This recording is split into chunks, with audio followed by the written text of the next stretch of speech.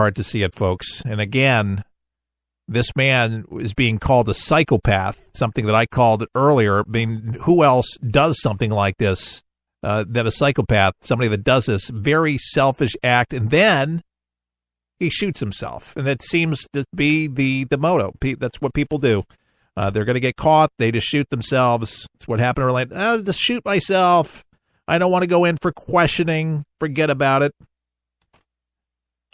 Trying to make some sense out of a senseless act today. Keith Allen for the people. If you're just joining us, we're talking about the Vegas shooting. A man that went on a rampage and injured 500 people, killed at least 58 right now. A 64-year-old Stephen Craig Paddock of Nevada, Mesquite, Nevada. Authorities found him dead in a hotel room with as many as 10 firearms. 10 of them. Massive firepower. And like I said earlier today, keep on referring back to earlier in the show. If you missed some of the show, you're going to have to find our podcast at forthepeopleshow.com to listen into the whole thing. But you didn't have to be a great shot to be up there on the 32nd floor with these guns and that amount of firepower just to spray it at the crowd with that many. 22,000 people. Adam Housley just said on the ground. 22,000 people. That's a lot of people. And he had mentioned, interesting perspective, a lot of these concert goers were inebriated. They were, probably, I was going to say, maybe high. I mean, you're in Vegas. People smoke grass. They were drinking. You could definitely think that there was some kind of alcohol and that, would nullify your senses. And people didn't react as fast. They were at a concert. They didn't know that somebody's going to be shooting at them like that. They had to react like that. Had to get out and dodge like that. But besides the fact, you have 22,000 people. How fast do you think you're going to get anywhere? I mean, people were probably stampeded, injured, just getting out of there, scared for their lives. When you see Jason Alderan running off the stage, as you just heard, that and enough would put fear in your heart. That would be scary because people started realizing people were dying. People were getting shot in the head, and then they heard these things going on, that this wasn't part of the show, that something sinister was happening. People began catching on. Wait a second, the band stopped, something bad's happening. And something, folks, unfortunately did happen again in our country, the deadliest shooting, and it just breaks my heart. This is just pure evil. This is pure evil. If you want to know what that is, that's it. And for anybody that doesn't believe in evil, that's evil right there. That's what evil does. When it gets into a man's heart, and I like listening to Franklin Graham, and I love Billy Graham, his dad. Both of them, I think, are just stand-up. If you want to know the gospel, listen to their message. Both of them, even the Reverend Franklin Graham, the dad, is still alive in his 90s. His messages were timely but pricely. But he said, we all have a heart like a vacuum, and if it's godless, you're capable of the unthinkable. All of us are. It's kind of scary to think that all of us could be capable of something like this. It's hard to believe. But if you're godless, faithless, don't have any hope in your heart, you could do something like this. Hopelessness is a terrible thing, and unfortunately, it brings the worst out in some folks. I don't know what kind of life that this man lived. I don't know what kind of people he associated with. I don't know what happened to bring him to this point, to feel that desperate that he had to go out shooting like a bad man like this to kill so many people, wounding so many people today. It just, it's bothersome, and it's very, very hurtful. And we can't say enough for those that have lost loved ones, trying to get a hold of loved ones to try to find out if they're alive. Not even hearing from their loved ones. It's just got to be a bothersome thing right now. And the heartache right now throughout our country, we all feel it. We're all talking about it. I don't know too many water coolers across the country. They're not talking about this very subject. This seems to be prevailing. And I'll tell you one thing. I would have rather talked about O.J. Simpson today, of all things. I would have rather talked about O.J. Simpson than this, because that would have been the leading story today. Because he was released from Nevada.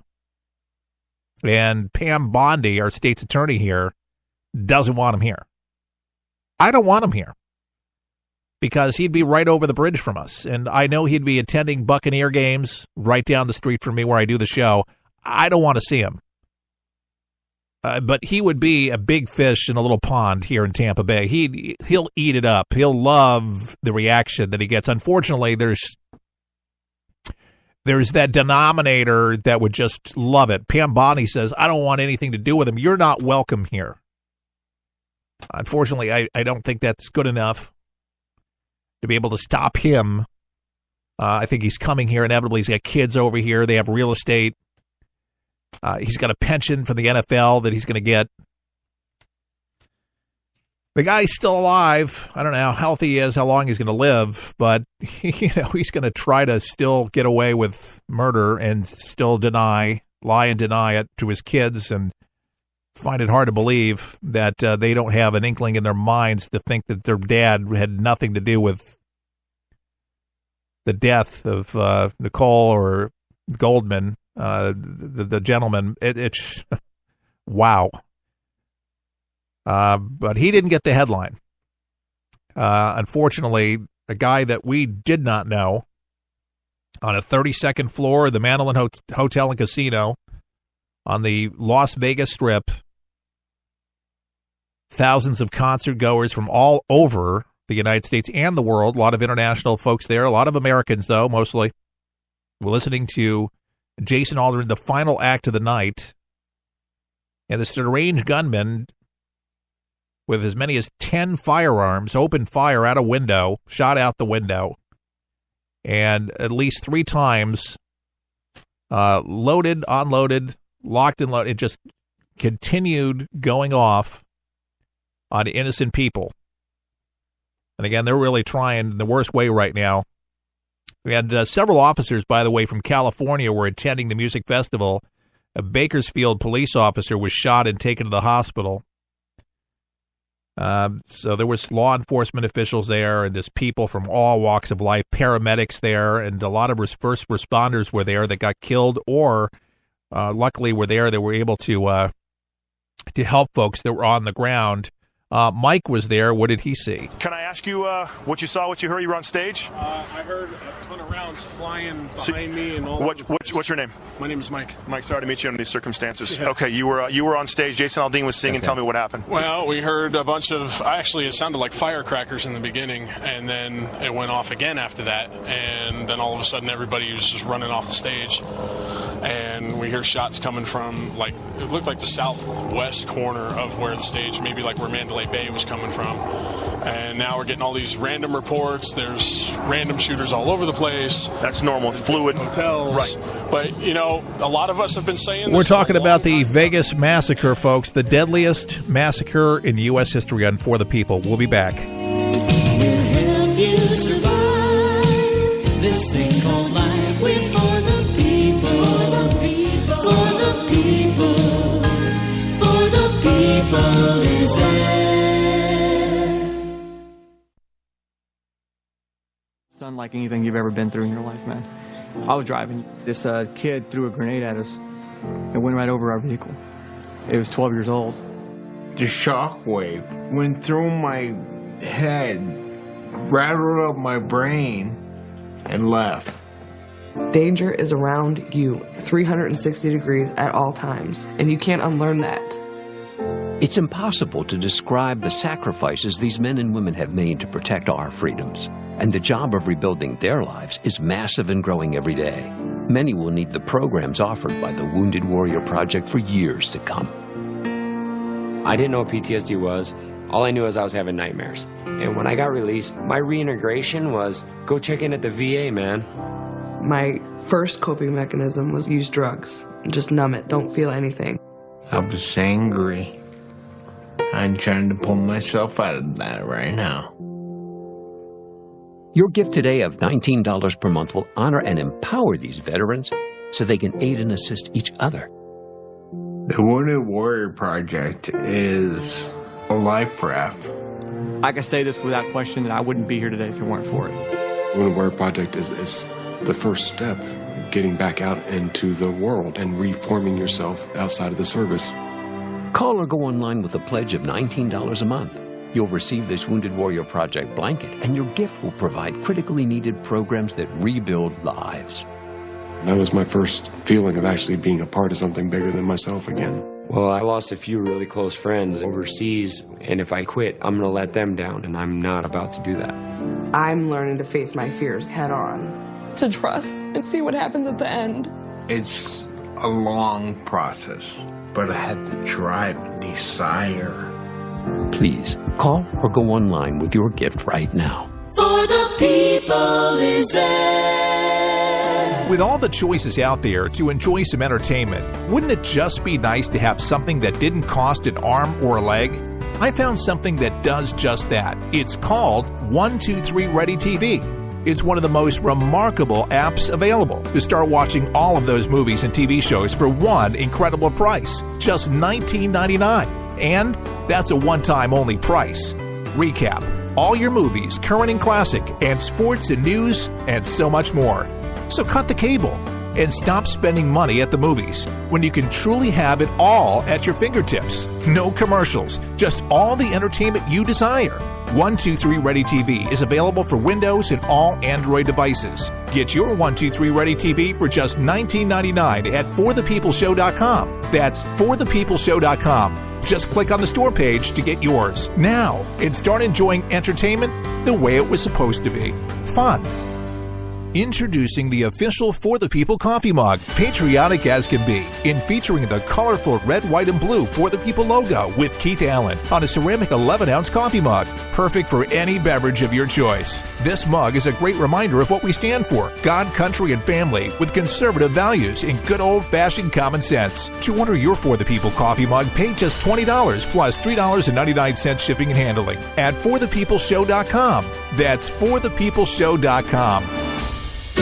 For the People has a special opportunity for you. If you own a business and want to gain a national audience that is loyal and will do business with you, imagine being able to get your product and or service into the hands of tens of thousands of people each week. Sponsorship opportunities are now available at rates you can afford.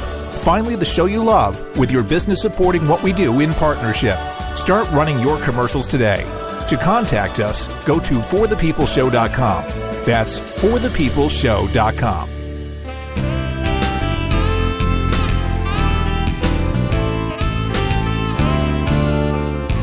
And we're back. I am Keith Allen, and you're tuned to For the People and forthepeopleshow.com.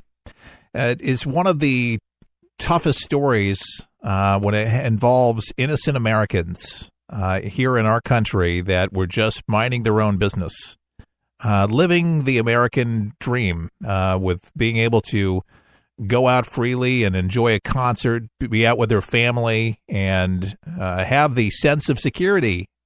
Believing that they were safe. That's what most people feel when they go to football games or go to concerts here in our country. I guarantee I don't think anybody was thinking that something this horrific, this horrible would ever happen to them. And it kind of just makes you think when you go out, when you allow people to go out to concerts, and this is homegrown. I mean, from what we know right now, we just know that this man was a lone wolf. It's not the first time that we've seen this, but not ISIS-inspired, but we don't know that exactly. It's too early. We don't know if he got radicalized himself. We don't know. We don't know what set this guy off. His religious ties, what he believed, his political affiliations. Did he have military experience?